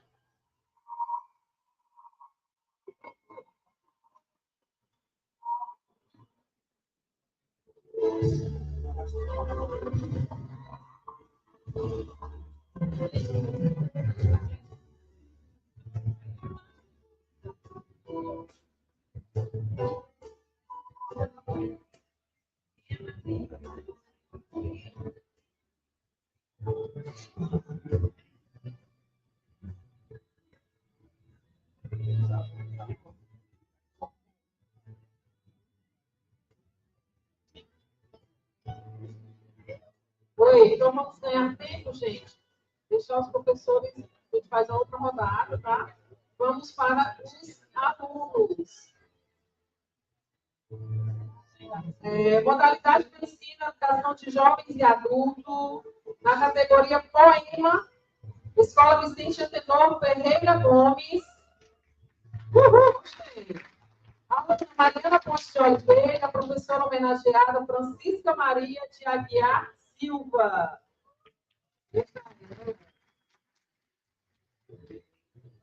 Na categoria Relato, da Escola Raimundo Nonato Salles. Cadê o pessoal da Escola Raimundo Nonato Salles?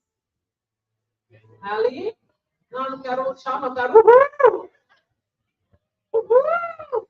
Aluno Francisco Antônio da Silva Souza, o professor homenageado Vanderlei Costa Ripardo.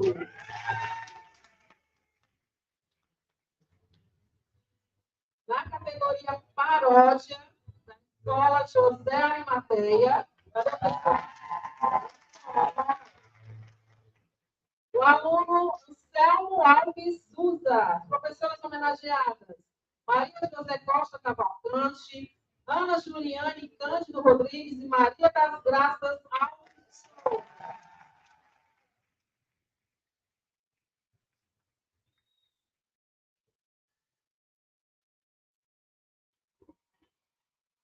Na categoria Atendimento Educacional Especializado, segundo lugar, Escola Odete Barroso. Cadê o Uhul? Criança é a Maria Luane da Silva Almeida e a professora homenageada é a Flávia Maria Martins Melo Loyola. E já? Amém, Flávia. No primeiro lugar, na categoria Atendimento Educacional Especializado, Escola Vicente Antenor Ferreira Gomes. A aluna Débora Everett Ferreira Cavalcante, a turma terceiro ano B, e a professora homenageada Kelciane de Fátima Portela Vieira.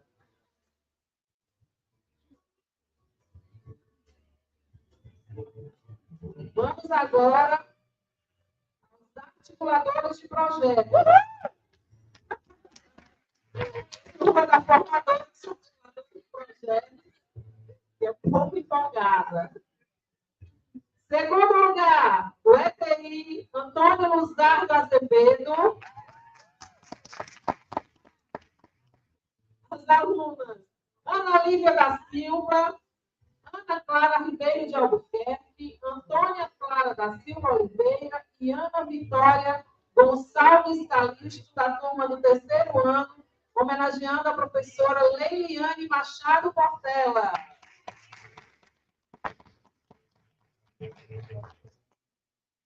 Vamos sentando, pessoal. Podem entrar, vamos sentando. Podem ocupar aqui dentro das cadeiras, a gente vai servindo com as premiações, homenagens. Primeiro lugar, Escola Maria do Carmo Andrade. A minha diretora, que fica empolgadíssima. Aluno William Ryan, não sei, Nascimento do Carmo, da turma do quarto ano. A professora homenageada é Feliciana Araújo Oliveira. Modalidade de educação infantil. Cadê o grupo da educação infantil? Segundo lugar, Escola Leomília Gomes Parente. Criança Emanuele Pessoa Silva, da turma do Infantil 5A. E a professora homenageada é Maria do Socorro Arruda Ponte. Quem está ali atrás pode vir, pode sentar. Pode sentar aqui, vocês que estão sentados em pé ali atrás. Primeiro lugar, Sérgio Barbosa. Criança é a Jéssica Eloá dos Santos Vasconcelos, a turma do Infantil 5B manhã, e a professora homenageada é a Renata Maria Silva Félix.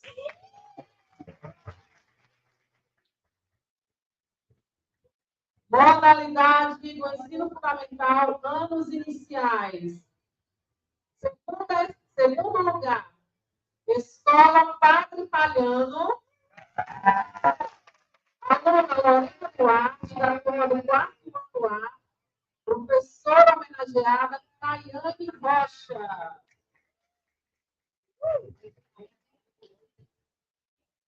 Primeiro lugar, Escola Caíque Raimundo Pimentel Gomes. Não me deixe ele sozinho. Alunas Antônia Lívia Pereira de Souza e Yasmin Pereira do Nascimento, da turma do 5º ano B, professoras homenageadas Maria Tatiane Pereira Pedrosa e Maria Lucina Pereira Pedrosa. Quem são irmãs? A dupla de, igual a Xavier ali, né? A Xavier tudo na educação, e tem aqui a Maria Tatiane Pereira Pedrosa e Maria Lucina Pereira Pedrosa. Igual todas as Xavier. Modalidade do ensino fundamental, anos finais. Segundo lugar, ETI João de Deus do Nascimento. Aluna Itaeli Rocha Mesquita, da turma do 9º ano C, professor homenageado, Leidson Mendes Melo. Cadê o Leidson? Você?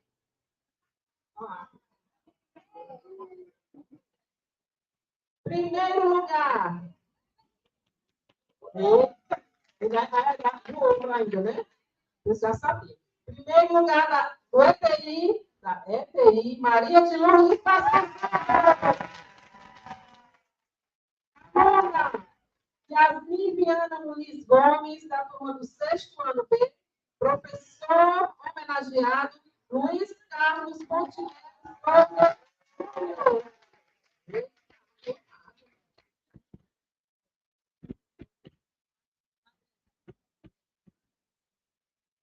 Agora eu vou retornar, gente, para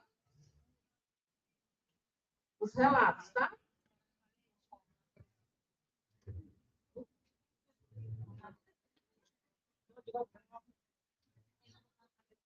Aumente o som, Matheus.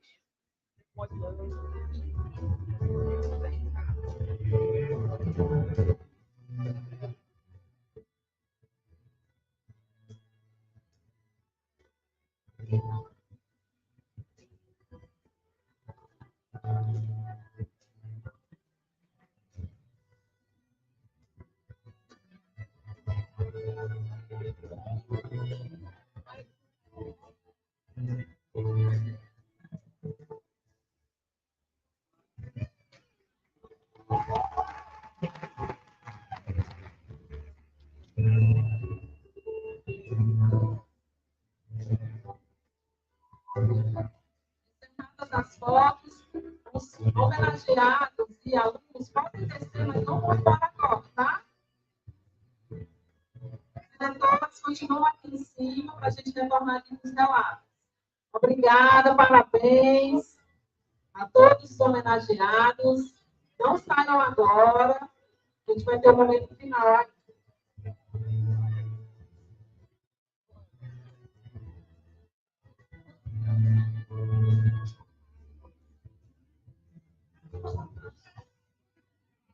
Vamos lá, retornando aqui nos nossos relatos.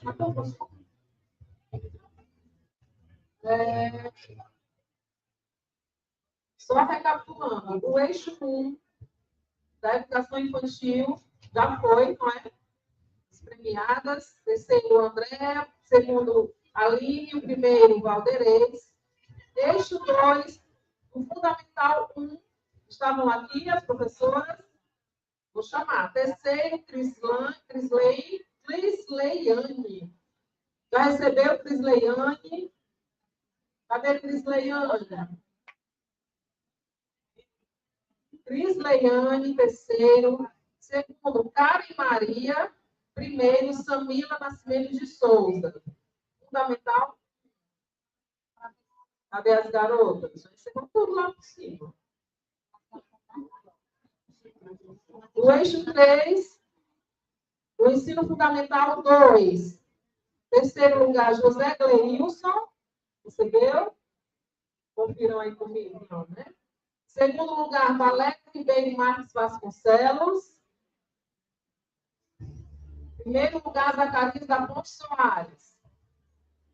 Cadê esse povo? Eixo 6, da inclusão educacional, Jamara Moreira Teixeira, recebeu. Cláudia Rosane Moreira da Silva. E André Amorim de Lima, André recebeu. E o eixo 7, gestão escolar no acompanhamento pedagógico. Agora, terceiro lugar, Francisca Joelina Xavier. Cadê a Joelina Xavier? Joelma Xavier vem receber. Que não falta, meu povo, é Xavier para receber isso aqui. São 4 Xaviers. São quantos? 5? São 10 Xaviers. Falta uma mais do dia. Recebendo o prêmio de terceiro lugar da Joelina Xavier, a Joelma Xavier, sua irmã. Segundo lugar. Tchau. Tamires Rios Pessoa. Em primeiro lugar, eu não a vi por aqui. Primeiro lugar, Sidney Ximenes de Mello. Não está aqui a tia, né?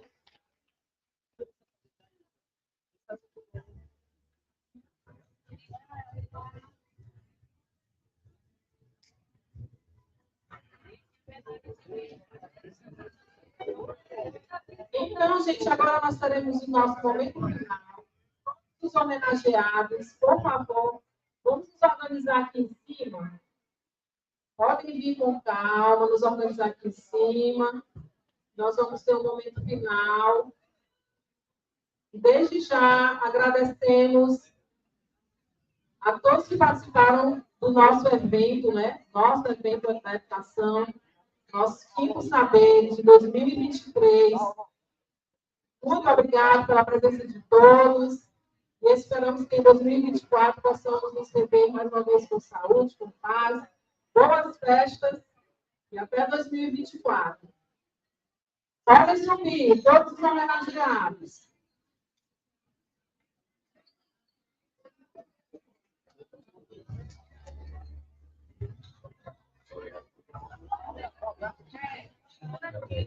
A equipe da Esfapeste que está por aí, a todos os apoios que estavam nas oficinas. Miqueza, Cila, Nicolai, Daniel de Brito, Dani.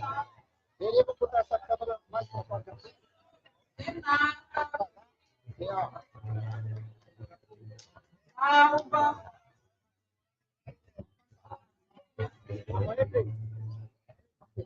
Vamos lá, chamemos aos outros. Pessoal da Esfapeste, podem vir. Matheus.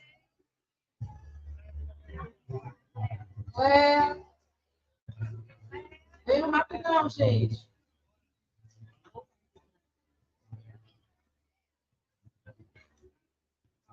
Prepara os fotógrafos.